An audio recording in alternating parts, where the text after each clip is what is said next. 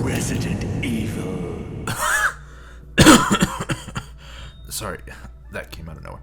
Anyways, Resident Evil 8, VIII, Village. When it comes to this game, it is easy to see the inspirations that they pulled from. Honestly, if I could wrap up this game and explain it in one way, I would say Resident Evil Village is honestly like a prolonged episode of the Maury Povich show, where instead of doing a DNA test, they decide the father by handing them over to Jigsaw and seeing who comes out on top.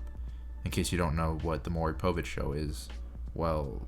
You are not the father. Oh, and what a spicy episode it is.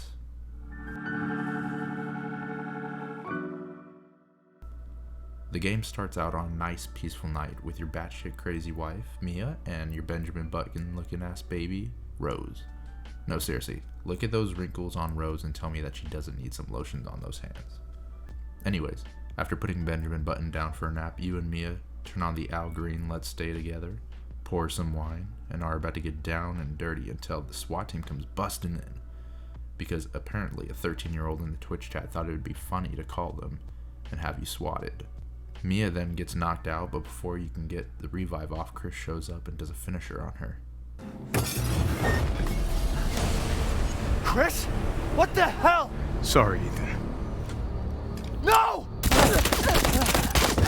What? Why?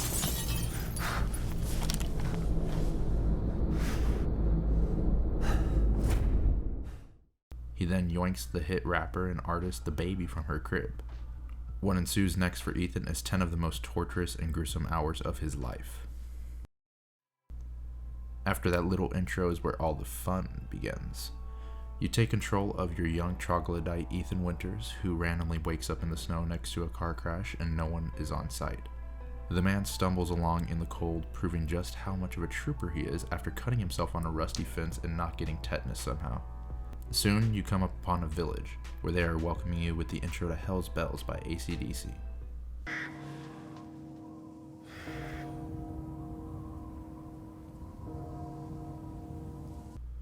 It doesn't take long before our hero decides to break and enter into multiple houses because he needs to find his daughter or something like that, until he finds a house of a staunch Republican that has the aim of a stormtrooper. Like, seriously dude, how did you even miss that shot? He's literally right in front of you.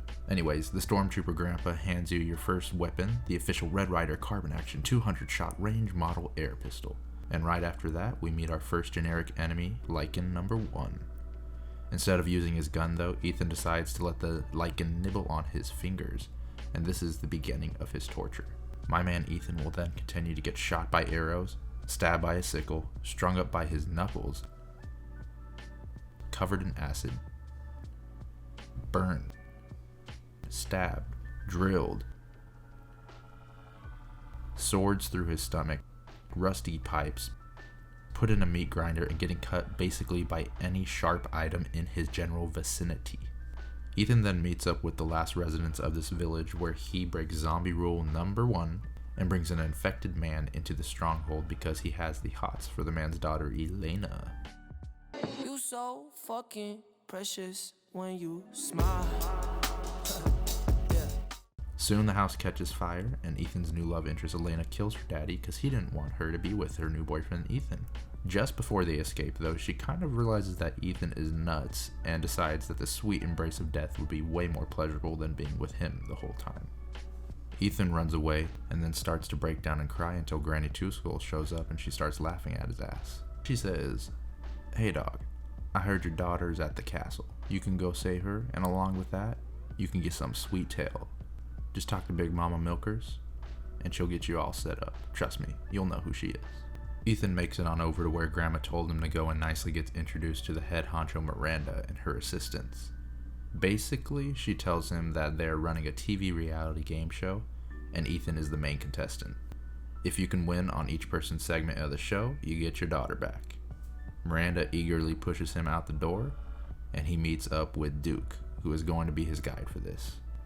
Duke lets him know that Mama Milkers is at the castle and is the first host of the first TV show that he's going to be on. With the persuasion of Duke and Granny Two Skulls, he finally heads on over to the castle, One, to get some sweet tail, and also to save his daughter. Once he's in the castle, he meets up with Mama Milkers, who is also unpopularly known as Lady Demistru. She then welcomes him to the dating game show that he's going to be on. What he has to do now is decide between 3 lovely, bloodthirsty bachelorettes. And so here on the dating game show, we have contestant number 1. Contestant number 1 is a beautiful brunette known as Miss Cassandra de Mestru. She is a middle child of the bunch, and she is a self-proclaimed sadist who loves tormenting and killing her boyfriends in her pastime. Our next contestant is contestant number 2. She is our spunky blonde Bella. She's the oldest of the 3 sisters, and she is quite the mysterious type. But we all know how the quiet ones are. Wink wink. Last but not least is our contestant number 3, Daniela de Mestru, the youngest and also the most delusional of the bunch. Honestly, this one's kind of crazy. I would steer clear if it were me, but that should tell you all you need to know when it comes to making your decision. So who will it be that Ethan Winters chooses?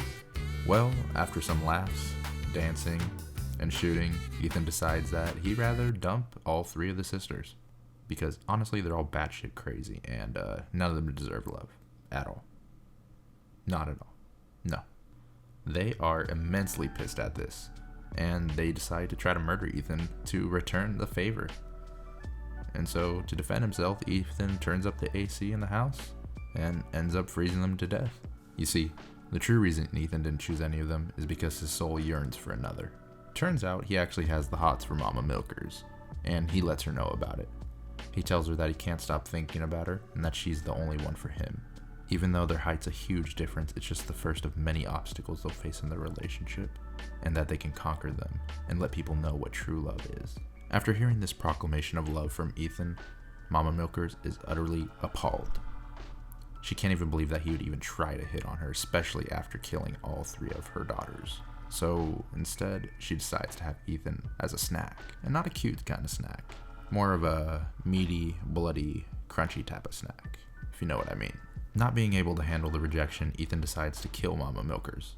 He pulls Excalibur from a random tombstone and offs Mama Milkers. After offing her, he gets his first prize, the head of his baby Rose.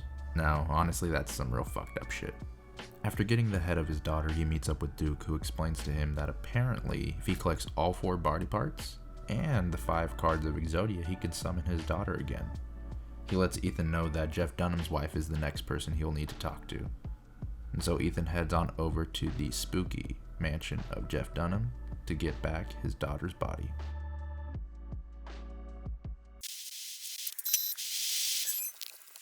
Okay, so we're just gonna skip ahead here because this puppet lady has some issues and creeps me the heck out.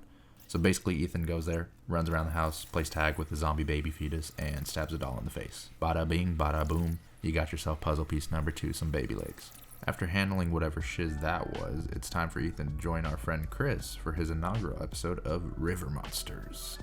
Chris wasn't too happy though with Ethan because apparently Ethan decided to steal the baby arms from the Hunchback of Notre Dame, who was also going to be their river guide. Without a guide, here comes big Mr. Fishy to show up and wreck the party. Being the chauvinistic jerk that Ethan is, he decides to open the floodgates and slowly kill Mr. Fishy. And to beat a man while he's down, he keeps insulting him even after death. In death as he was in life. Disgusting. Later on his way out of Mr. Fishy's lair, one of the other show hosts, Walter White, calls him and lets him know that he can help him out with his situation with Miranda. But in return, all he has to do is go pick up some Chinese food for him from Fluffy the hammer-wielding lichen. Not having much of a choice, he goes to pick up the Chinese food. When he gets there though, Fluffy lets him know that he can only pay him in pure Peruvian blood crystals. Not being able to pay, Ethan decides to steal the food instead and he runs away. Wanting his Peruvian blood crystals, Fluffy sends his goons after Ethan. Ethan then has to go through hordes of goons until he can escape and finally deliver the Chinese food. Walter White then gives him a call and lets him know his address. When Ethan gets there, he kindly lets him in the gate and starts to explain the situation to him. He says, "Listen here, Ethan, buddy. You can either do this 2 ways. The tough way, which is to beat me in a demolition derby robot battle, or you can team up with me, shut down this TV production, and we can kill Miranda. But in return, I get to keep the prize, your lovely beloved daughter Rose. As you can expect, Ethan doesn't like that answer very much, and so he decides to spit in Walter White's Chinese food, which does not make him happy. He then grabs Ethan, throws him in a hole, and tells him you have an hour to build the best battle bot you can. Then we're going to meet in the scrapyard at high noon to duke it out, you ungrateful bastard. The hole he was thrown into is actually being patrolled by a person known as Propellerhead. Propellerhead's an abomination that has, well, a propeller for a head, but he also breathes fire. You know, just to put the cherry on top of it. Ethan then decides to run away for the moment and build up his arsenal by destroying multiple of Walter White's assistants. He uses the parts from Walter White's assistants so that he can continue to build his BattleBot. To complete his BattleBot though, he needs to steal a part from Propeller Man. So, what does he do? Well, he needs to fight Propeller Man. And honestly, it's not very hard. His main weakness is just being a bloody idiot and running into walls. After defeating Propeller Man and collecting all of his parts, he finally goes ahead and meets with his friend Chris again in the factory. Chris takes his parts off his hands and builds a BattleBot for him. Just before going into the fight though, he gives him a pep talk. He lets him know that, hey, Ethan, your baby mama Mia, she's actually not dead. That was Miranda that I yeeted back at your home. You see, Miranda has a power like Mystique from X-Men where she could pretend to be other people. Knowing this new knowledge, Ethan then heads out to the scrapyard to begin the bot battle. Ethan then goes up on the lift to where the bot battle begins. There's multiple beeps, booms, bops, and eventually he decides to kamikaze Walter White.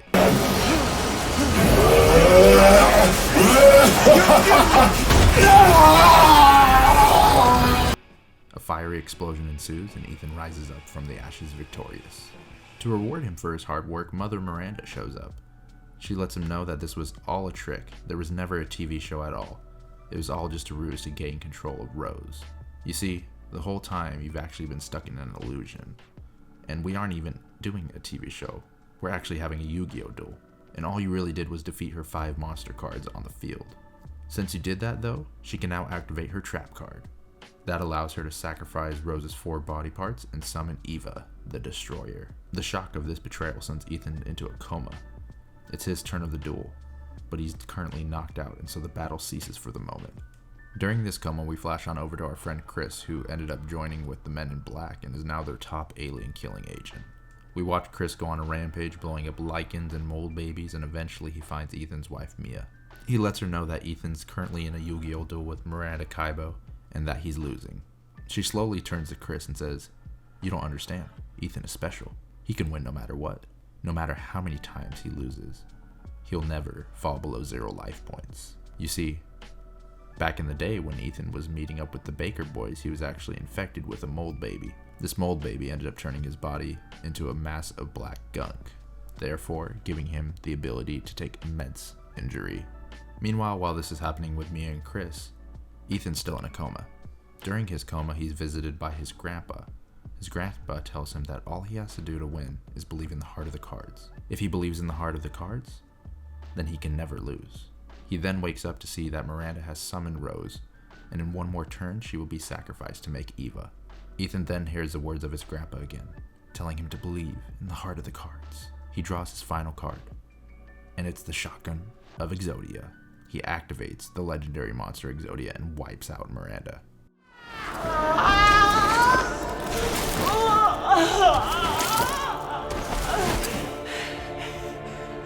My daughter! My Eva!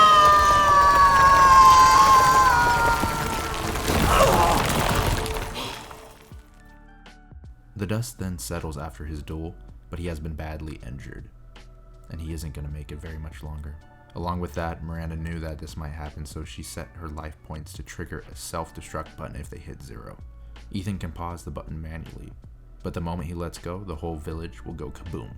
He tells Chris to take his newly summoned Rose and Mia and escape. Chris runs away with Rose, and Ethan lets go of the button. The village gets destroyed, but his daughter and his wife are saved.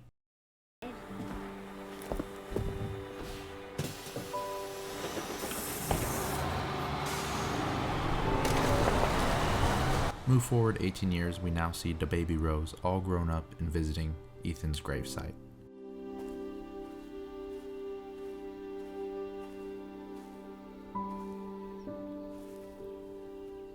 Hey, Dad. Happy birthday.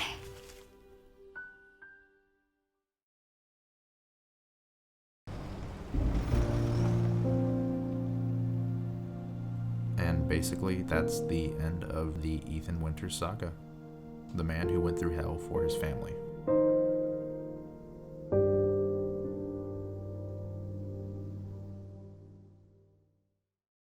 Thank you everyone for watching and sticking here till the end. This is my first video on my channel. I still got a lot to learn. Please give me any feedback you can. Like, comment, subscribe, and tell me what you want to see and what you want to see me improve on. I'll take all feedback I can when it comes to it. So, thank you so much, and I hope you have a wonderful rest of your day.